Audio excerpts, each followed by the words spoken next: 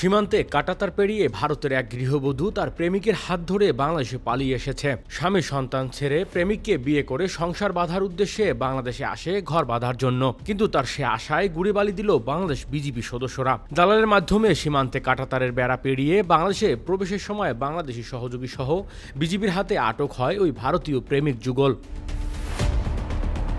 ঘটনাটি ঘটেছে রোববার বিকেলে কুড়িগ্রাম জেলার ফুলবাড়ী উপজেলায় নাওডাঙ্গা ইউনিয়নের বালাতাড়ি সীমান্তে পাশে বালাতাড়ি গ্রামে। আটকের পর সন্ধ্যায় বাংলাদেশ সহযোগী এবং দুই ভারতীয় নাগরিককে ফুলবাড়ী থানায় সোপর্দ করে বিজিবি।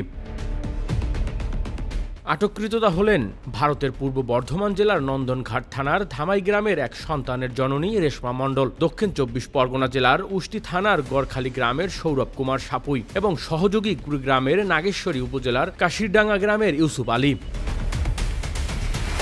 ফুলবাড়ী থানার অফিসার্স ভারপ্রাপ্ত মামুনুল রশিদ জানান, সন্ধ্যায় বিজিবি ভারতীয় এক নাগরিক, এক যুবক এবং তাদের সহযোগীকে থানায় সোপর্দ করেছে। এ ব্যাপারে অবৈধ অনুপ্রবেশের দায়ে মামলা হয়েছে। সোমবার তাদের জেল হাজতে প্রেরণ করা হবে। Desk report, metro TV.